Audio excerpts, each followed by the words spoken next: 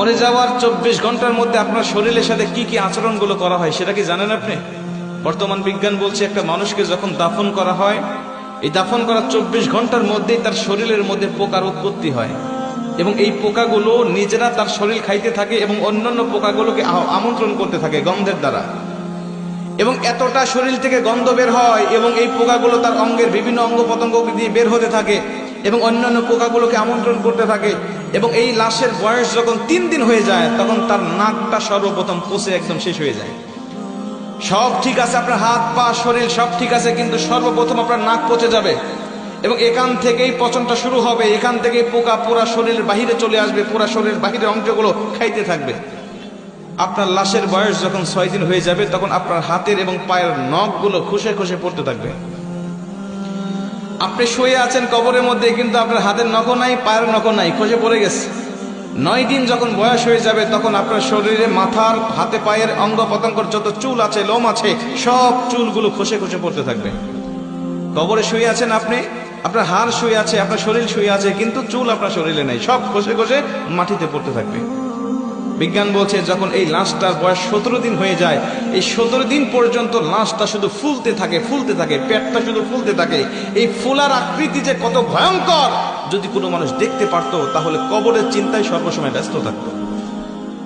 ফুলতে ফুলতে ফুলতে ফুলতে একেবারে যখন লাস্ট স্টেপে পৌঁছে যায় তখন তার শরীরটা বিকট আওয়াজের সাথে ব্রাস্ট হয়ে তার পেটটা ফেটে যায় এবং ভিতরে যত নাড়ি ভুঁড়ি আছে সবকিছুই পচা গলা নাড়ি ভুঁড়িগুলো বের হতে থাকে এবং এগুলো পোকারা খুব আমোদের সাথে, আনন্দের সাথে এগুলো খাইতে থাকে।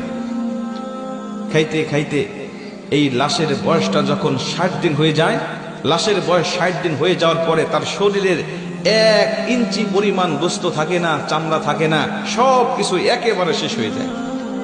60 দিন পর্যন্ত একটু একটু পর্যন্ত থাকে।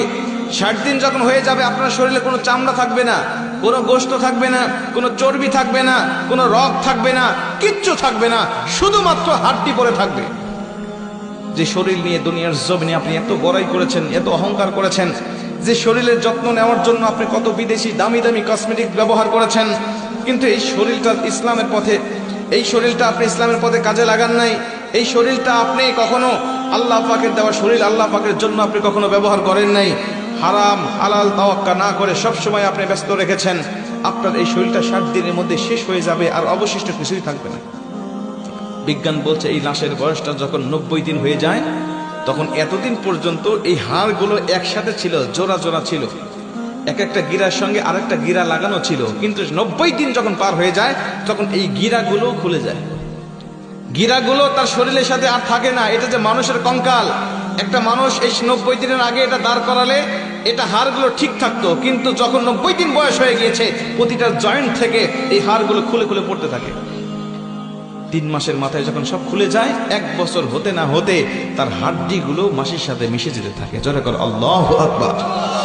হাড্ডিগুলো মাটির সাথে মিশে যায়। প্রিয় ভাই, এই শরীর নিয়ে অহংকার করার কিছু আছে?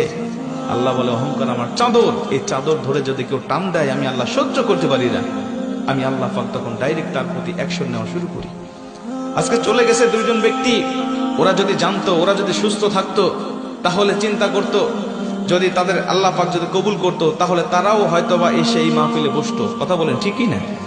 আজকে আপনার সামর্থ্য আছে, আপনার রাস্তাঘাটের দোকানপাটে ঘুরে বেড়াচ্ছেন, হতে পারে আজকের এই মাহফিলটা আমাদের জীবনের জন্য শেষ মাহফিল হতে পারে না? পারে না? হতে পারে এই মোনাজাত পর্যন্ত আমার জীবনের শেষ মোনাজাত হতে পারে, এখান থেকে আমি বাড়িতে যেতেও পারি, নাও যেতে পারি। প্রতিদিন রাস্তাঘাটে চলাচল করি, প্রতিদিন এমন কোনো দিন নাই যে 2-1টা অ্যাক্সিডেন্ট আমাদের চোখের সামনে পড়ে না। রাস্তাঘাটে চলতে গেলেই দেখা যায় কোথাও গাড়ি উল্টে পড়ে আছে, কোথাও গাড়ি একদম পিষে গেছে, কোথাও মানুষের রক্ত পড়ে আছে, বিভিন্ন রকম অ্যাক্সিডেন্ট আমাদের চোখের সামনে পড়ে। এরাও তো যাচ্ছিল তার আত্মীয়দের সাথে দেখা করার জন্য, এরাও তো পরিবারের কাছে ফিরতে যাচ্ছিল, এদের জন্য তো স্ত্রী অপেক্ষা করেছিল, এদের জন্য তার সন্তানরা চেয়ে আছিল, কিন্তু রাস্তায় তাদের প্রাণটাকে ঝরে গিয়েছে। আমাদের প্রাণও এভাবে ঝরে যেতে পারে নাকি পারে না? এই জন্য সতর্ক হওয়ার সময় এখনই, সিদ্ধান্ত নেওয়ার সময় এখনই। আমার এই জীবনটা আমি কোন কাজে অতিবাহিত করছি? আল্লাহ আমাদের সবাইকে